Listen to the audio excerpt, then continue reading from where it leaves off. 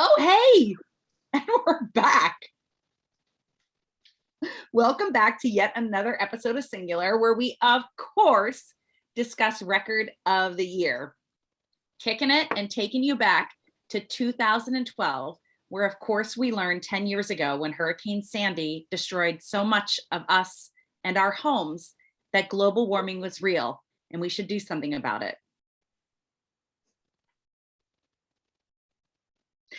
Hey, so joining us as usual, keeping us on track with our facts and figures, the Reverend Dr. Mr. Vincent Stevens. Hello out there, podcast, videocast, YouTube channel, Singular. Woo! And rockin' and lockin' and back in the high life, Mr. Again? Eric Nelson. Making my carbon footprint smaller. Science is real. Climate change happens. Let's do our part. Indeed. And don't forget to recycle, because while you're doing that, your local towns and cities are not. I don't have a printer anymore. Who needs to print out things? So paperless. Every so often. Every so often. I do like a good printer. They suck though. There's that. They do. You know Toner. that they're watching Toner. you through the web, right? Oh, That they're absolutely. watching your usage. Yeah. We're being watched through this video camera, on my computer. So who are you, by the way, Susan? Oh. And I, of course, am Susan Lombardi Vorticelli. Great. All right. So All right, Dr. Reverend Vincent Stevens, what you as got? usual, we'll walk you through our top 10 songs of 2012. Coming in at number 10, What Makes You Beautiful, One Direction. Number 9. That's what makes you beautiful. Oh my God. You don't know Number you're 9 beautiful. is Starships by Nicki Minaj. Number 8 is We Found Who- Love, Rihanna Whose featuring. cousin is having a hard time? Number 7 is Stronger, Kelly Clarkson. Number 6, Glad You Came, The Wanted. I'm glad Number you came. 5 is Lights by Ellie Goulding. Number 4 is Payphone, Maroon 5 featuring Wiz Khalifa. Are there still payphones? Number 3, We Are Young, Fun featuring Janelle Monáe. Number 2, Call Me Maybe by Carly Rae Jepsen. And number 1 is Somebody That I Used to Know, Gotye featuring Kimbra. So some of these nominees actually show up. Some of these top 10 hits rather show up in our nominees list. Oh, yes, indeed. Susan. Are you calling me maybe? Like you're like, hey, maybe. Yeah, that's my new pet name for you. Maybe. That's what That's it been is. like people's pet name for me for decades. Oh, well, indeed. Hey, maybe. Well, speaking of that, Vincent, thank you for the top 10, because some of those songs indeed did make our finals. And this year was an expanded year. So 6 songs trotted into the final ring, the big top tent at the Grammy show that year. So who are our nominees? The first that we'll hear is Lonely Boy by the Black Keys. Then we'll follow up by Stronger, What Doesn't Kill Ya by Kelly Clarkson. Next up is Somebody That I Used to Know, the top song of the year, at least sales and spins, by Gotye, or however you pronounce his name. Did I call him Goiter? You call him Goiter. I don't think anybody knows that. Goiter. I have my Goiter. And Kimbra. I think Kimbra. I always want to say She-Ra. I wish it's He-Man and She-Ra and Skeletor all did a song together. By the power of Grayskull, Eric. Exactly. Oh, I think it's Kimbra. I think there's Okay. there. Oh, so Kimbra, whatever. Yeah. We Are Young, so Fun and Janelle Monáe. And Thinkin About You by Frank Ocean is our 5th one. And last but not least, we will hear We Are Never Getting Back Together Like Ever by Taylor Swift. So Vincent Stevens, will you you have more duty to do as DJ today, because you have a 6th song. All right, you have to spin that wheel for. Let's pull it together. All right. So we're going to start with The Lonely Boy by these gentlemen from Ohio.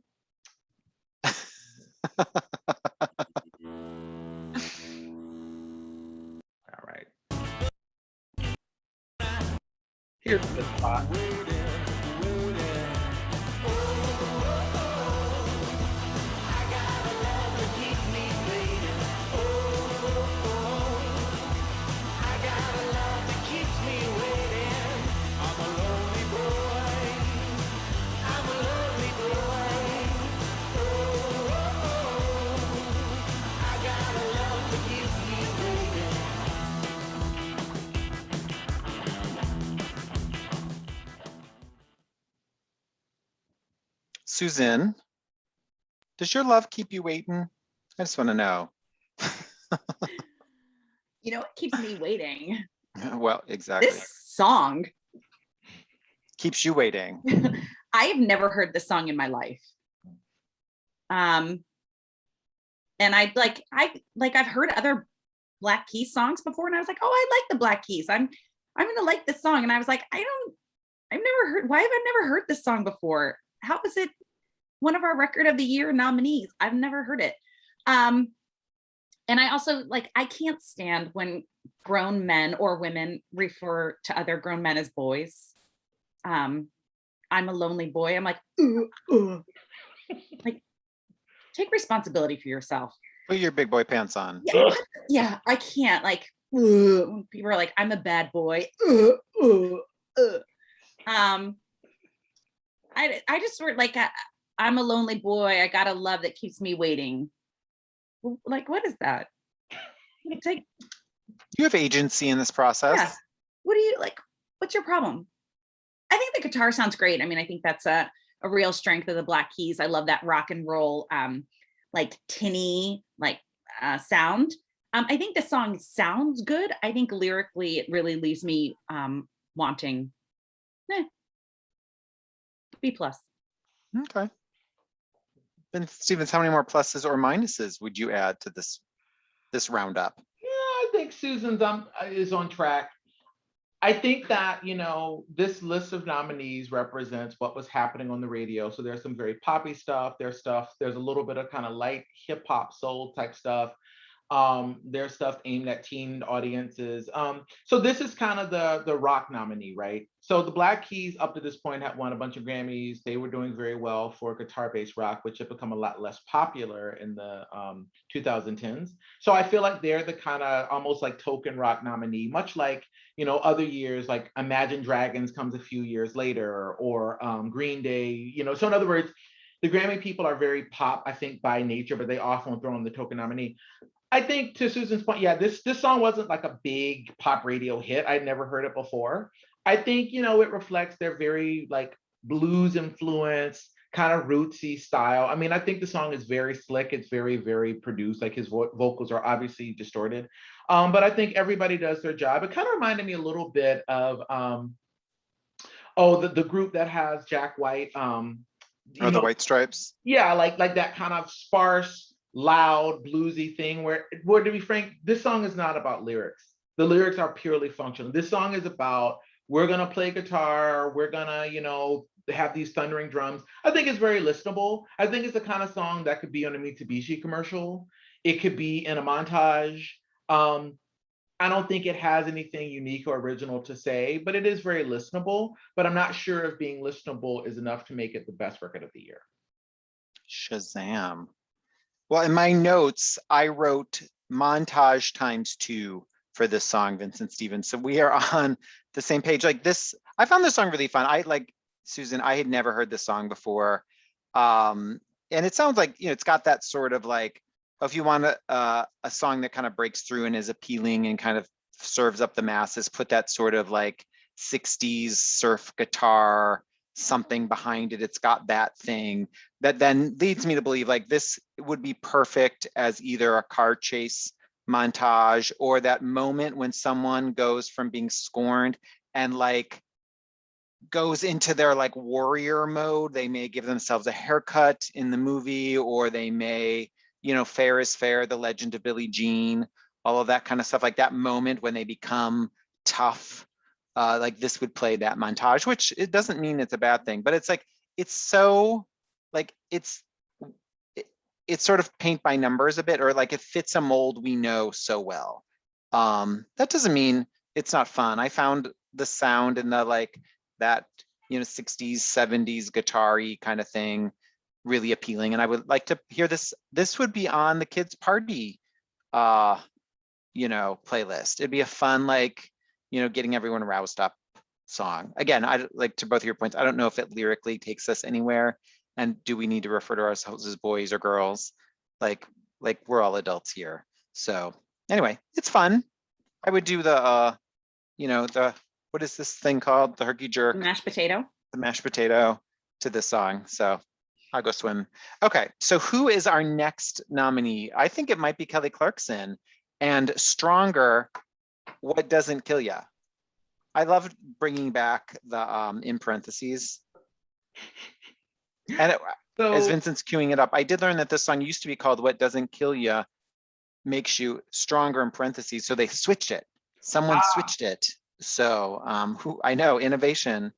It was indeed. originally written, somebody switched the parentheses around. All right, are we ready? We are ready. All right. Kill you makes you stronger. Stand a little taller. Doesn't mean I'm lonely when I'm alone. What doesn't kill you makes a fighter. Footsteps even lighter. Doesn't mean I'm over, 'cause you're gone. What doesn't kill you makes you stronger, stronger. Just me, myself, and I. What doesn't kill you makes you stronger. Stand a little taller. Doesn't mean I'm lonely when I'm alone.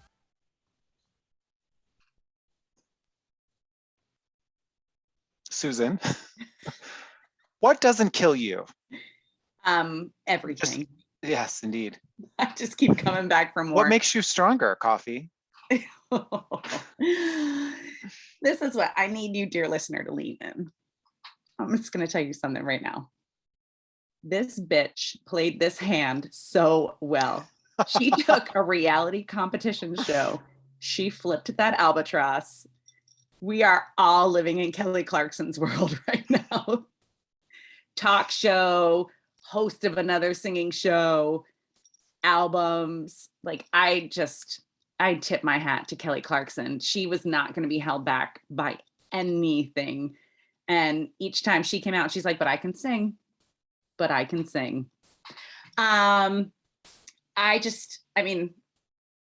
love this song. I think this song is fun. I love the rock and roll beat of it.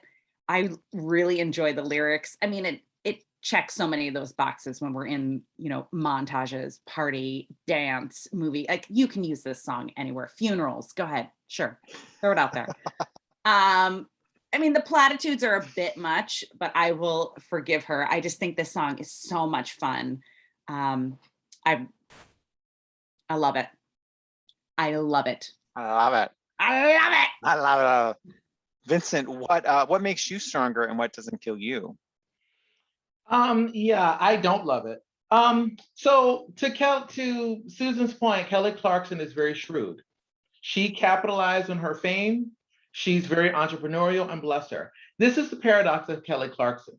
The very things that made her triumph on American Idol, having a strong voice, being very adaptable to different styles, and having a likable personality, is actually the thing that works against her as an artist. The problem with Kelly Clarkson compared to, let's say, someone like Pink, who is of her generation, or someone a little younger like Taylor Swift, is that Kelly Clarkson is very generic. She can sing anything, but that's the problem. She doesn't have a strong musical identity. I'm not talking about her technical skills. I'm talking about, like, what is she about? What defines her as an artist? So the problem with this song is that, to Susan's point, it was written for the radio. It's anthemic. It's got a very generic thing. It's basically chasing the tail of I Will Survive, right? So it's a very kind of cliched, obvious premise. The first time I heard this song, I didn't know who sang it because it's from a Swedish hit factory. Anybody would have a hit with this song. Christina Aguilera could sing this. Pink could sing this. Anyone could sing it. Now, some people would say, oh, that's good. But I'm like, again, the issue with this kind of song is when you hear You Make Me Feel Like a Natural Woman, you're like, Aretha owns that because that's her persona. That's where Kelly Clarkson, I think, I struggle with her. So in other words, I think I have, back when people actually bought music, I have like a greatest hits. It's very listenable, but it's strangely impersonal. So yeah, I think I would say more like Christina Aguilera, she's a technician. She can sing well, she sounds good. I think the song does everything it wants to do, but I think that's very limited. What it wants to be is this fist pumping anthem that you can listen to on the radio, and that's fine. But I don't think that it has the sophistication and the depth and the originality that some of the other songs here have. So I'm glad Kelly Clarkson's having hits, but I'm waiting for Kelly Clarkson, the artist, to emerge. And I know that, I think maybe her second or third album was called My December. And I think that she tried to do more songwriting and try to give it more of a rock edge. and it wasn't a big hit. And I know in Clive Davis's like autobiography, his memoir, he has a whole thing about, well, Kelly's more pop than rock, and we didn't want her doing this. So I think part of its lack of success was that the record company didn't support it. But I feel like she's still an artist searching for her voice, not her physical voice, but like her artistic voice. I think she'll get there. So, you know, I'm glad she has hits. I think she's very likable, but I'm waiting to just find out who she is as an artist beyond the kind of hit factory songs that she tends to sing. Shazam. Well, I love this song. I think it just delivers from moment one. And maybe it's because I get pulled into all of the, every note is like crafted to do something, and it's very durable and whatnot, but I love it. And I get so pulled into it. And I've listened to this song for years. It's never left like playlists I've had. Like when I go to the gym, I always listen to this song. And I love it the same way. Like it hasn't aged. And what I find, and this is, what the strength of, I think, probably lots of money in the studio and people who are so skilled at doing this. It's somehow, it starts so big and propulsive, and it keeps building, and not every anthem song is able to do that. And I think that's one of the challenges. They wear out their welcome really quickly, but this song vocally and the production of it just keeps you, even though we repeat the same chorus and the middle 8 over and over again, it just keeps building and building. And I get enveloped by it every single time, and it never fails to like motivate me through that, whatever is happening at that moment in time. I just love it. I love it. So, I'm basic then, if whatever. So I totally love this song. So go Kelly Clarkson.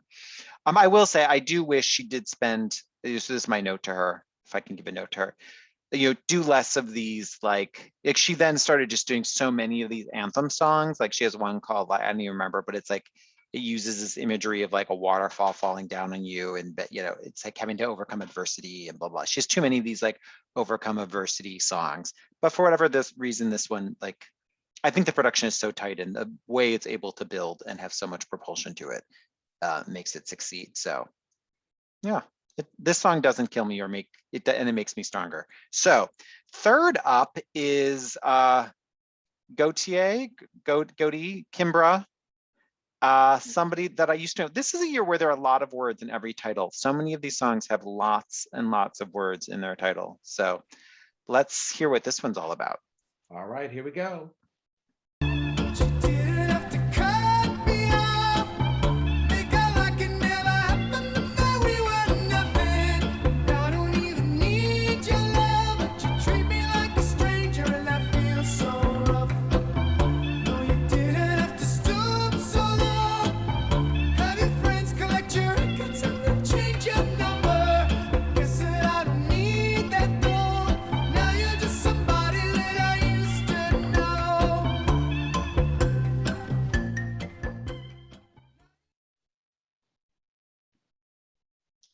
Susan, that feels so rough when you didn't call me back. That just, Sorry. Indeed. So who did you ghost back in the day? Who was somebody you used to know? Remember when that was an option? Now they're like, I see you on Facebook. It's not your birthday. I see you commenting. I love this song. I think this song is so cool and different. I think there's another one of our nominees here that tries to kind of mimic what's happening in this song, which I don't think goes as well. I think kind of the way that I described is like that jump from that raindrop feel in the song to kind of that rocking is pretty fantastic. I also think this is like a really pretty accurate breakup song, like collecting your records, now you're just somebody that I used to know. And I just love the idea of like, we don't have to pretend like I know. Why are you pretending like you don't know me? I think it's fantastic. I think it's really cool. I think especially this year, it's something very different that we're hearing. This is also on my running mix, which is kind of like a fun little feel angry song. I think this one's really cool. Speaking of cool, Vincent Stevens always brings the cool. What do you think of this song? I enjoyed this song. And one of the things I enjoyed, to Susan's point, right, is that this is one of the more distinguished songs in this group because it doesn't sound like anything else. It's not generic. It's anti-generic. No one was really familiar with these artists prior to the song. So this is one of the things about this song that's interesting is about 10 years after it was a hit, there's still all these things to discover. So when I was listening to it, I was like, oh yeah, I remember the song when it was a hit and I liked it. But when you listen to it, it's an actual story song. And the fact that Kimbra comes in and does her part of it, like, it's not just, people think it's just the guy. I'm like, no. This is really a duet, basically. And they're doing, it's almost like Eternal Sunshine of the Spotless Mind. It's like you're getting you're getting these perspectives on this story. I think the instrumentation like represents this period where there was this kind of almost like twee thing going on. There's like a vibraphone, there's all this stuff going on. There's all these layers and textures. But fundamentally, the song is very melodic. It's got all these little beats and little moments. Yeah, I feel like it's a complete song. Like it's got a certain equilibrium, right? It never loses sight of the melody. It has this sort of pulse that goes through it. It's very textured. I mean, I think it's the kind of song that, I don't know, I think 20 years ago, 30 years ago, the Grammy Awards were very averse to anything that was kind of not just novel, but actually both musical and kind of novel. So I'm glad that this kind of song was nominated because I do think it represents something unique and interesting happening at the time. So I definitely think it is one of the stronger nominees in this category. Is it the strongest? Maybe, maybe not, but I think it's one of the stronger. Yeah. What's interesting, like, pop songs cover the same terrain over and over and over again, right? Like we hear the same breakup songs, we hear the same anthems about overcoming adversity, all that kind of stuff. But like to both of your points, like I don't think we've ever heard this story before, like the feeling of just after broke up and what is like that, the friends coming over and getting the records and changing the phone number and this was a sort of a spin on a breakup song that I think I'd never heard before from a lyrical standpoint. So I really appreciate that about this song. I also wrote, as I was listening to it again, to Vincent, to your point, like I love how I wrote the word motifs down because like this song has all of these different like acts or motifs musically, lyrically that are just so rich and interesting, and they build on each other, but there's so much going on versus like, some generic beat that then like just has a couple of things layered over it. Like there's just so many perspectives and different feels like instrumentation. It may all be electronic, who really knows, I don't know. But I found the complexity of it and the variety within the song really great. I also love the lyric, every now and then I think about how all the times you screwed me over. Like, is there a better lyric out there than that? Like, it's so perfect.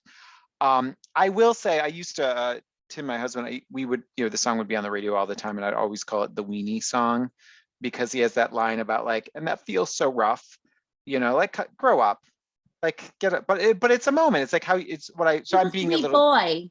Yeah, right. But he's being honest, and I appreciate. So I'm being, it's a little tongue in cheek that I would say that, but like I appreciate also that he would be vulnerable that way and admit to being sort of broken down by that, and it makes him feel so rough. But anyway, there's so much going on. I really appreciate all the variety. The one other thing I will say about this song is I've never heard a song that sounds so much like a one-hit wonder than this song. Maybe that's because it's so, and I don't mean that as a knock against the musicians, but it's like, I can't imagine an album, like you think like, oh, that's the Black Keys sound, or that's a Kelly Clarkson sound. Like, I can't imagine where you go from this song to create something that says, oh, that's the Gotye sound or whatever. And maybe it's just, I've not heard the whole album or whatnot, but I hope he continues on doing kind of interesting experimental things, but it seems hard to sustain to do that. So I'm just intrigued. I guess to this date, he is sort of a one-hit wonder. I don't know if he's had a follow-up single or something that hit in the same sort of way. I'm sure he has released stuff. I just don't know where it's gone. But really interesting. I'm so glad it's here, and how difficult and great to find a unique spin on these stories. So next up is We Are Young from Fun featuring Janelle Monáe.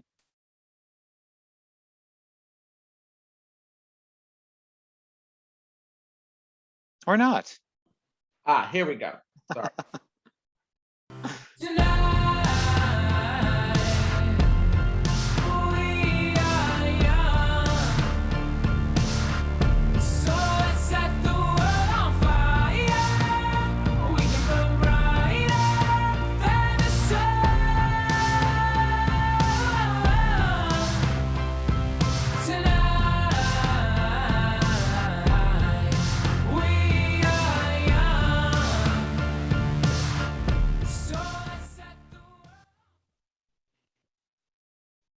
Susan, you continually set the world on fire.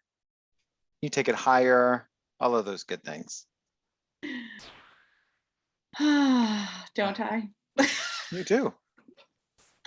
I like this song a lot. But I do feel like it gets a wee bit confused in what it wants to be and who it is. And I feel like in the same family of somebody that I used to know, these are two similar songs, but I feel like its transition is a bit off. I'm there with it. I like every part of it, but it never fully like forms or builds for me. It's missing something, but I think it can be used a lot of, I think it'd be a great montage song. And I think it'd be used like a lot of like movies and sequences. So it has a place. But I also think if you put this on a mix with like tub thumping and closing time, you will have the most awesome like 4-beer bar mix ever. Pissing the night away. You put this on, the ladies are gonna fall in love with you.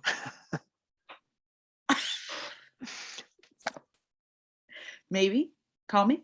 Yeah. Maybe. Yeah. Okay. Dr. Reverend Stevens. Oh God, this song. Okay, so the first time I heard this song was sung by the cast of Glee.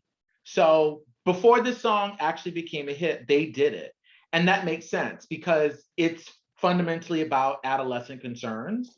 Like it's kind of the rom-com version of that. This to me is a good example of the difference between a composition and a record. This is a record. So I feel like it's almost trying to do what Billy Joel does in Scenes from an Italian Restaurant, which is actually a song I don't like and don't enjoy. But I think it succeeds at what it's trying to do better than this. So this song is like, it's like a patchwork. So you've got this sort of beginning that's trying to be this sort of dramatic scene, and then it just jumps to this like big thundering chorus. That's frankly, I don't know, I think the premise of it is kind of simplistic. The lyric is very simplistic, and then it kind of bookends. I'm not the audience for this song. I just think it's like a, I don't know, like drunken night out, but I'll be here for you. We're young, we're being, I just don't care. I think it's all chorus and no brains. I think that the verses are very weak. And again, I think it's very telling. This song was huge, and then fun disappeared. I think they stopped having fun very shortly after that. Like I think the lead singer sang I think a song with Pink that he was like featured on one of her songs. Just give me one reason or whatever, and then that's it. Like no one has heard from them since then. I think this is a one-hit wonder. Yeah, I listened to it and I'm like, you're going for something, you're trying for something, but you don't pull it off. I will say Jack Antonoff, who is I think the drummer in the band, he produced the Gaslighter album by the Chicks. As well as I think a bunch of songs by Taylor Swift. So I think he's had a career that's grown from the success of Fun, so good for him. He's doing okay. He's doing okay, but this song, this record does not do it for me. I think the problem, it sort of builds off of both of what you said. Like it's fun, it's really listenable. It has this huge, big belty chorus, but we hear that so many times that it, like unlike the Kelly Clarkson song, which follows a lot of the same template of like this big anthemic, drinking out with your friends kind of song and empowerment and whatnot.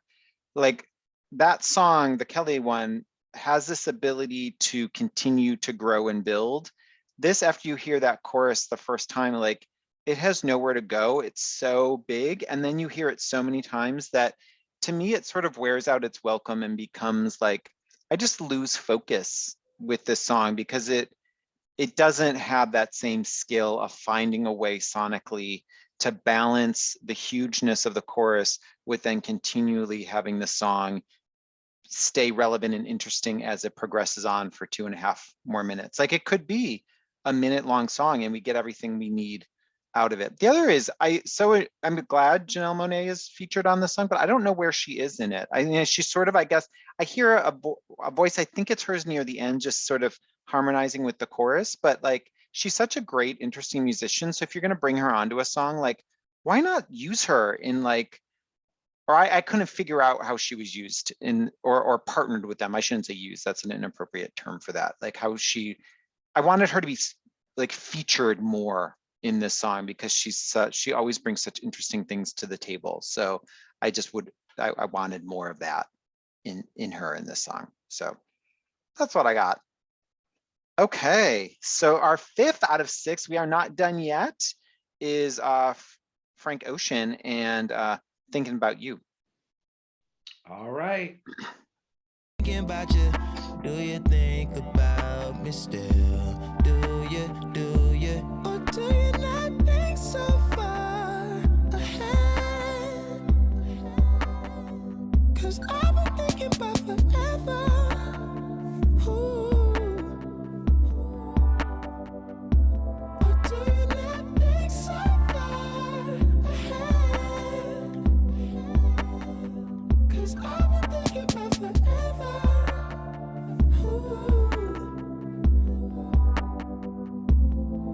No, I don't like you. I just thought you.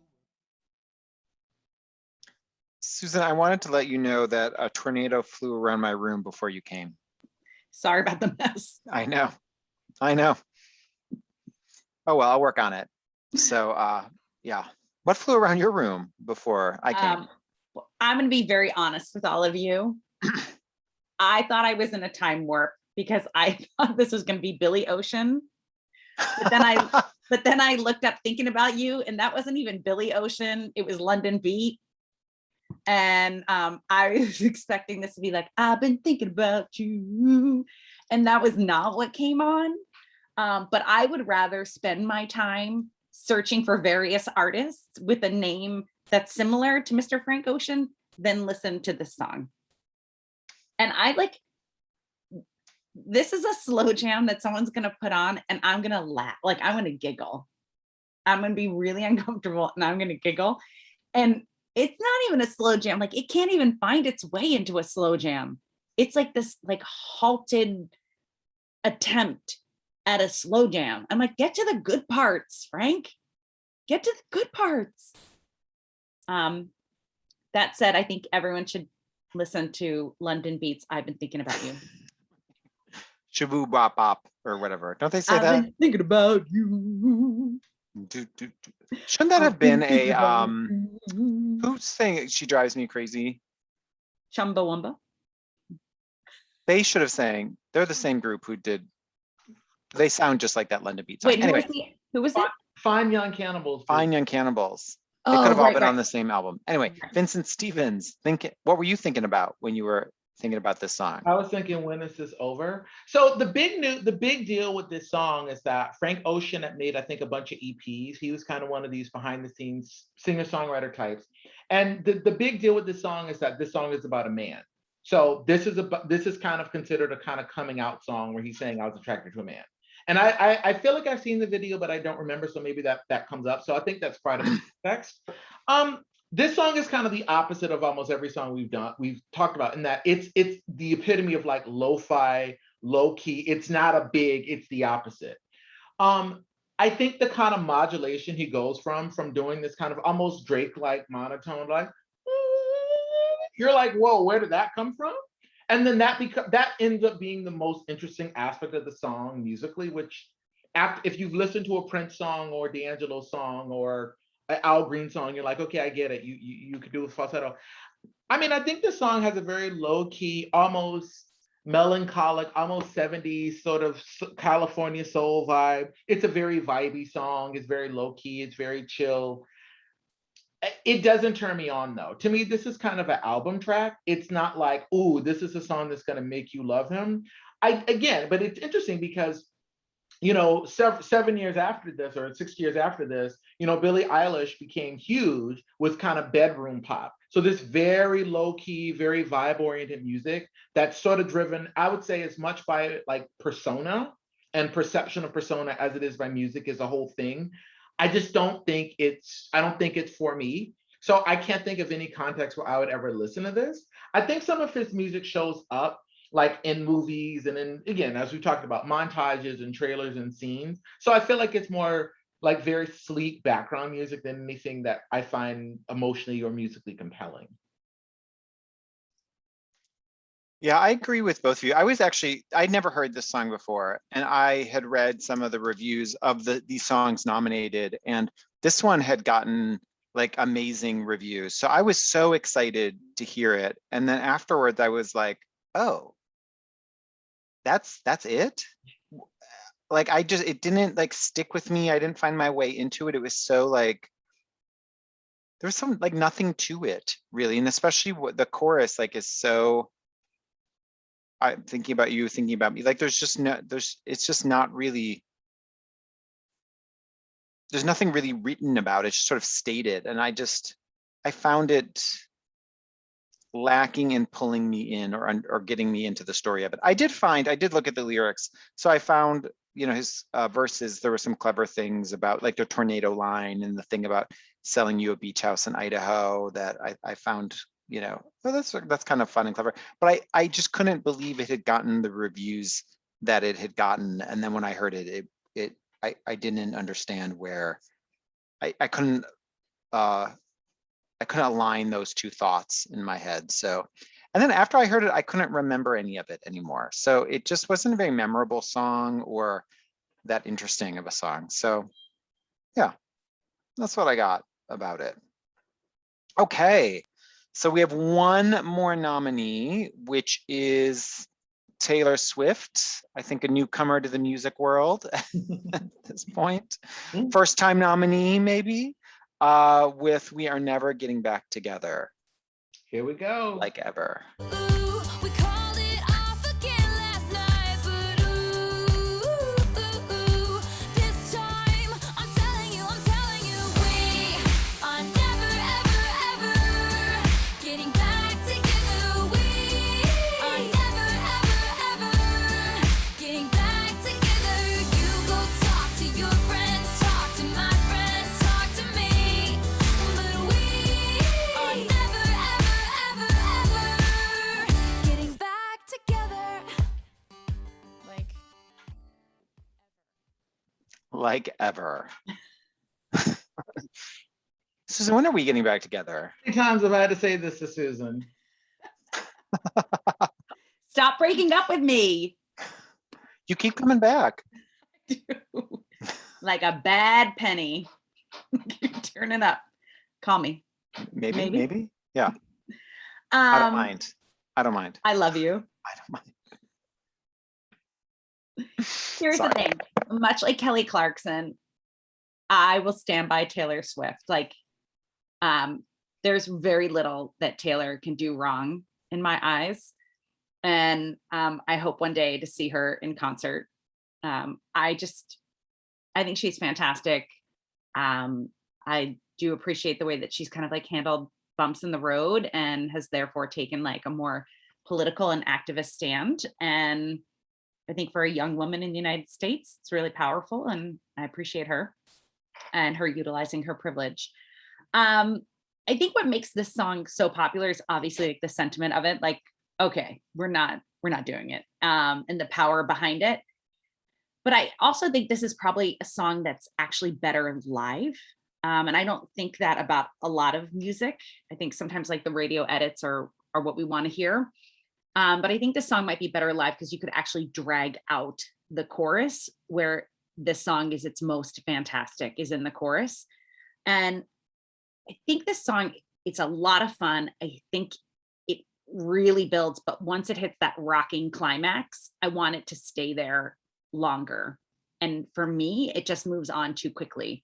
I mean, I think The stanzas are cute. Like I like the story, but it all happens rather quickly. And with that amazing chorus, I want her to build with that a little bit. I want us to sit in that a little bit longer. So I love it. Might not be my pick though this week. Stay tuned. Perhaps showing your hand a bit. Vincent, speaking of hands, there are yours. You have them. I love it. What do you think of this song? Are you and Susan ever getting back together? I don't Like know ever? about that. These hands are my own, not yours, according to Jewel. Okay, so unlike Susan, I don't, and people may have noticed this in these podcasts, like I don't attach myself to the artists. I'm looking at each individual record. So I don't care if I like you or don't like you as a person or I'm interested in the music. I think that, so I'm not a person who's part of the Taylor Swift camp. Like I don't, I'm whatever. All of which is to say, I think this is her best record by far. So my history with this is that my 5-year-old goddaughter loved this song when it was popular and she used to sing it and she got me into it. And I was like, okay, yes, finally, this is a Taylor Swift song I can get behind. I think this song does everything that pop music does well. It's very melodic. It's got multiple melodies in it. The lyrics are, the theme is something people can relate to, but I think that the lyrics, there's a colloquial aspect to it that represents her persona. So this to me is the difference between this and someone like Kelly Clarkson, who mostly isn't a writer. This song to me, and I think this song may have been co-written with some, I don't know, some of the Swedish Songwriter Factory people, but this to me is like Taylor Swift incarnate circa 2012. I think it's clever, it's funny, it's catchy, but I also think, and I think the song is actually about her relationship with Jake Gyllenhaal. I think part of the point of the song is her boyfriend makes her feel that she's not good enough. She's not cool enough. She's not hip enough. She doesn't measure up to whatever. And so I feel like, unlike a generic kind of I will survive type song, I feel like this song, there's enough detail that it's relatable, but it also is telling a really specific story. And again, I'm not interested in the background and the machinations of Taylor Swift's love life. I really could care less. But I feel like it's that singer-songwriter song that's fun, that's listenable, that's personal and kind of pseudo-autobiographical without being narcissistic. I can listen to this song and never get tired of it. So I feel like this song does what a song like Stronger, I think, aspires to be, which is sort of anthemic, but like also very memorable and kind of rich. So yeah, I'm all in on this one. So it might show up very strongly in my final tally. We'll see. We will see. I love the wee part of this, or how she just like takes that. You could have just said we in a normal way, but that whole like like we're on a swing set and we're playing and fun. I just love those little moments about it, which is one of the other reasons why I think this is such an interesting and strong song. Is it has all of these, as Vincent, to your point, it's clever. It has there's a jokiness to it in a good way, but even with those, like those jokes are the fun parts of the song, even though we've all heard them a million times because you hear this song was played a lot, like they don't grow old. Like it's still as fresh and fun to hear this song the 1,000th time that you've heard it versus the second time. And I think that speaks or underscores a lot of into what you were describing, and Susan, what you were describing, like this, the fact that you have this point of view of this singer who's put a complex song together and layered into it some personal elements of it, and is confident enough to do it in a way that's clever and has some interesting spins lyrically on it. And it's still, every time you hear it, sounds fresh and fun. So it's really great. And I love that, like ever, that like droll, like teenager, eye rolly, like little spoken part, or the her little like monologue towards the end about I can't remember all the lyrics of it, but her little the spoken word part also really great. So go Taylor. This is a really fun song. Okay, so that's our 6. So we need to find out, how we ranked these songs and who we thought should have been in the mix. Like Vincent, you pointed out, this year is representative of the year as a whole. I think we all kind of agree that this so unlike some other years, really speaks to what was happening musically. But should some other ones have found their way into the mix? So maybe we start there. Susan, who else? I know this is, you have that scroll that you have to unroll of all of these songs that you've listed. Who else should have been in the pool of this? Who should have, taken over one of these slots? Who should be swimming in this pool? Who should be swimming in this pool? Where is Call Me Maybe? Yeah, it's weird. That song got to the songwriting category, the song of the year, but not record of the year. It went viral. People were doing like a Call Me Maybe challenge. I mean, that's a really fun song. So yeah, where's Call Me Maybe? There's also like, this is not such a diverse crowd. We've got no rap, we've got no R&B. Like, what's happening in 2012? I don't think there was a lot of rapper R&B. Like, there was some of the anthem. Did it just end? Right. I mean, if you listen to the Hot 100, the 100 songs of this year, there's just a lot of like digital anthemic songs that are in this list. Anyway. Mumford & Sons. All right. Well, they did win album of the year. Anyway, keep going. I'm interrupting you, Susan. Oh, that's good. That's what I got. Call me. Okay. Vincent Stevens. Yeah, I echo Susan. Call Me Maybe was sort of inescapable. It's odd to me that of all songs is in the composition category, but not the record of the year category, since again, it's such a record. The other song, Miguel, is an R&B artist. He was nominated for Song of the Year for Adorn. That's a fun song, but people might know Miguel. He sang the duet with Mariah. #beautiful. #beautiful. And he's got a lovely voice. So I would switch that out. I think Thinking About You is considered by people the hip hop R&B nominee, whatever. So yeah, otherwise, I actually think, again, I think that the 2010s, as we've commented many a time, is not exactly the peak of pop music excellence. And so I think that a lot of the songs that are on the radio kind of represent what's out there. So I actually think this list is representative enough but I just think a lot of the songs that were hits weren't necessarily great songs. Like a lot of the songs I read from the top 10 list, I was like, I don't know, I've never heard of some of these songs, which just means that I'm out of touch probably more than anything. So I don't know. I would switch out, some of these tunes for Adorn or Call Me Maybe, which would have been, I think, a very strong contender. There you go. I also had Call Me Maybe as was on the top of my list. It was so, like, everyone knew that song. It was so popular. It's such a fun, great song. So why it wasn't here, I don't know. Also, there's a Pink song I love called Blow Me One Last Kiss. That has a nice, anthemic quality, but also clever and great lyrics. And maybe why not have Adele? Clever. Yeah, I don't know. Think about it. I'll get back to you on that one. Why not have Adele back, even though she won a lot the year before? But Set Fire to the Rain is an interesting song. It would have brought a different vibe to this mix. Watch it blow! Exactly.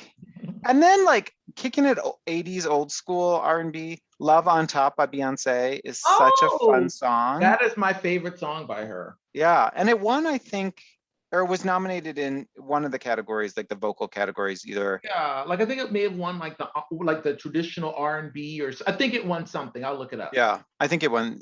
That's right.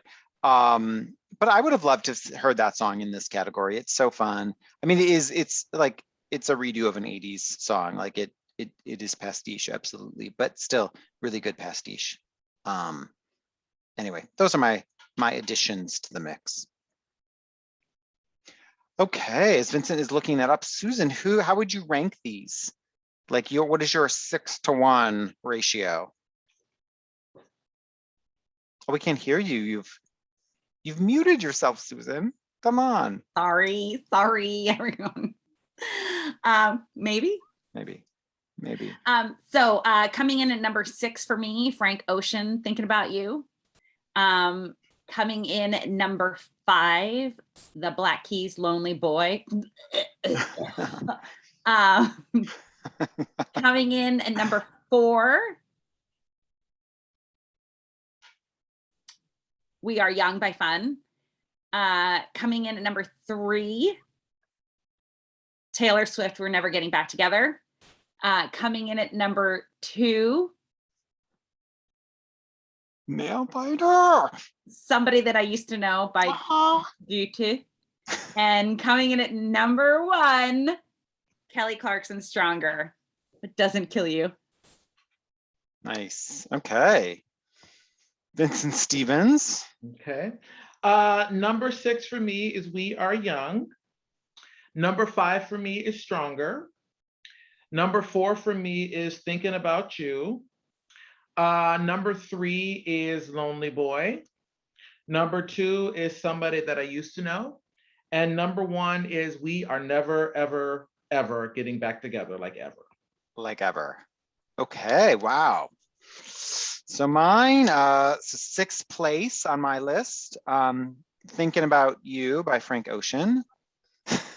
Number 5 is We Are Young by Fun and Janelle Monáe. 4 is Lonely Boy, to add Susan's songwriting credit to the tail end of that title. 3 is We Are Never Getting Back Together by Ever. Taylor Swift, like ever.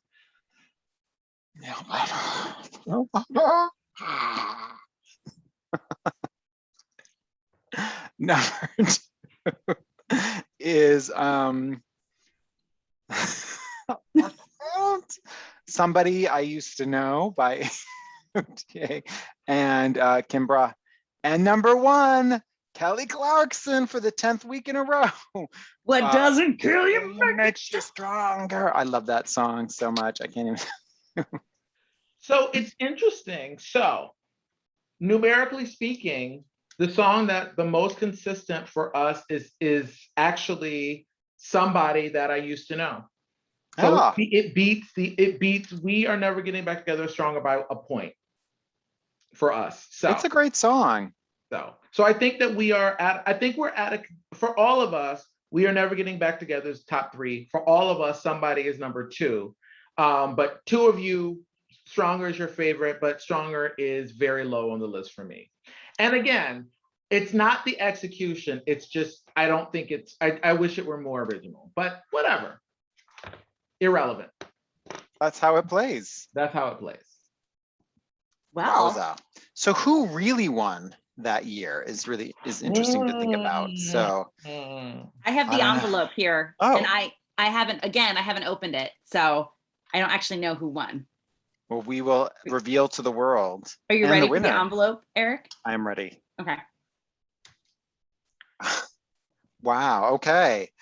So the 2013 winner for Record of the Year at the Grammys was still should be thought of as a winner is. Oh, okay. Nice. Not unexpected. Oh, you want to know because Susan, okay. So Somebody I Used to Know by Gotye and Kimbra. It took home that award. I'm good for the Grammys for taking Yeah. a risk and doing something a little out of the box. Yeah, I think I remember watching, that may have been one of the last times I actually watched the show. I think that was kind of a surprise. But given that the song was the biggest song of the year and everybody knew it, and I think that their album got positive nominations, like I got good reviews, like I don't know. I'm like, good for them. Like, I think that was a nice choice. And again, I feel like unfortunately they end up being the victims of their success, because how do you follow that up? We You get know? that. You know? All the time. The other I funny, think- sorry. I think it won alternative album too, or maybe and I think it won like the vocal collaboration category. So that song picked up, those folks did not go home with just one Grammy. I think they won a trio, if not more than that. Yeah, they did really well. The other thing that's interesting with this list is that everybody except Taylor Swift walked away from the Grammys with something that year. So Kelly Clarkson won for Best Pop Album. We Are Young was Song of the Year, and they won for Best New Artist. And then Frank Ocean won in an R&B category. Who else won? Lonely Boy won, I think, 2 awards for the Black Keys. So like almost everybody here got something except Taylor Swift, which is crazy to me. I cannot believe she won nothing that night. Like, Yeah. She did all right though. She's okay. I mean, she's won plenty of Grammys. That's She's fine. fine. But I'm just saying, like, that song is so good. Anyway. Well, it's interesting that, Fun won the songwriting category when I would have thought either the Gotye and Kimbra song or the Taylor Swift song are much from a writing standpoint, are much more interesting songs. Yeah. So that it's fascinating how that happens. Yeah, I feel like sometimes with the Grammys, I almost feel like their song approach is very populist. Like, oh, well, this is like the anthem that everybody's singing, so we're gonna give it to that. And I'm like, literal much? Anyway.